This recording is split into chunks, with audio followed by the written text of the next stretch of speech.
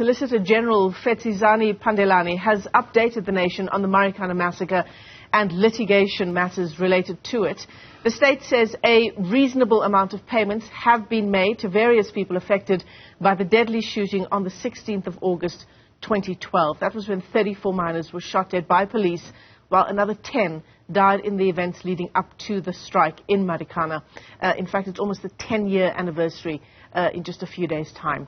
Now, Andries Nkome represents some of the Marikana miners. His law firm does, and he joins us now for more on this promise by the Solicitor General. Andries, good morning.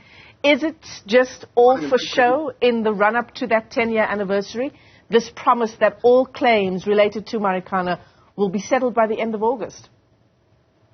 The Solicitor General stated that what they were doing yesterday was a PR exercise, and it's more so shameful that it happens 10 years on after the massacre.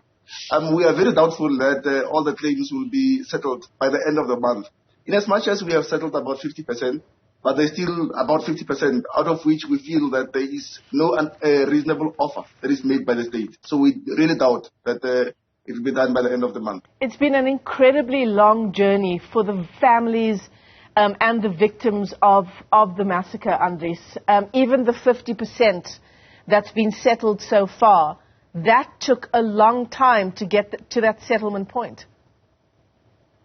I agree. In actual fact, we issued summons already in 2015, and we did so after having realized that the government is not willing to seek and sit down with us and say, let's settle these matters. So it was then that we had to issue summons, then that we had to force court processes.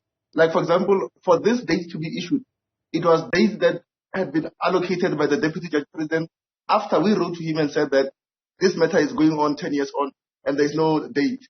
The Deputy Judge President issued us with the 25th of July up until the 19th of August for us to settle this matter. Yeah.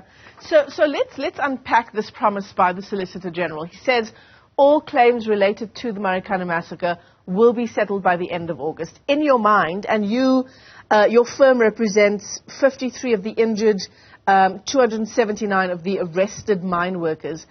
For that to happen, for that promise to be fulfilled, what would need to happen in the interim? Look, we are in discussions. We're going back to court on Friday, the 12th, this coming Friday. And we hope that there will be some offers that they make which will be reasonable, but failing which, we are prepared to go to court, have these matters argued, and get the court to make an order that says the state must compensate our clients fairly.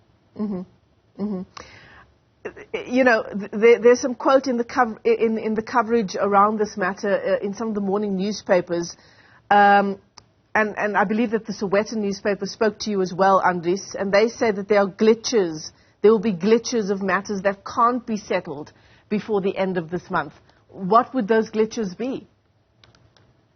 Look, we are saying there's no amount of money, essentially, that can compensate clients that we represent whose bodies are still riddled with bullets.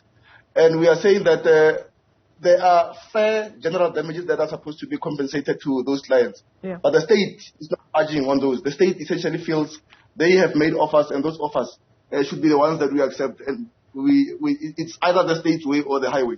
And we're saying, no way. We'll approach the courts, and the courts generally, clearly, will be fair towards us. I understand that 23 of the injured miners, their payments or their settlements were agreed on last week and on Monday as well. When will those payments be made? The agreement is that immediately after we have agreed on a settlement, and that settlement is made an order of court, it will take the state 30 days to compensate the very same clients that we represent. So in the past week, we settled 12 matters, and now this past Monday, we settled 11. So it's 23 matters that have been settled. Andries, you've obviously been in close contact with the families of those mine workers who were killed, the victims essentially that were left behind in the wake of the Marikana massacre. You know, in light of the fact that payment has taken so long for more than half of the cases, what did they tell you about the kind of loss of income that they suffered with the loss of their loved one, and what the past 10 years have been like for their families? It's been a gruesome 10 years, and it looks very unlikely that this matter will be settled even this year, simply because there's pending matters that relates to the very same massacre. Like, for example, we were sitting with the widows yesterday of the Marikana massacre, and they're saying some of them have not been employed by the mining company as has been promised, and some of them, they still are losing income. The very same income that was earned by their partners, they're not earning it now. You will go to Marikana now and you will see that the kind of infrastructure that's there, it's dilapidated. There isn't anything that the mining company essentially is doing to improve the lives of the people that reside there. So therefore, we are happy at where we are simply because there has been some progress that has been made about settling these matters. But had the state been willing many years back, this matter would have been long settled. Well, let's hope that according to the Solicitor General, those outstanding payments will indeed be made by the end of this month. Of course, the 16th of August is when the 10-year commemoration happens for when those 34 miners were shot dead by police. Andries Nkome is an attorney of Marikana miners. Thanks very much indeed for joining us there with the latest.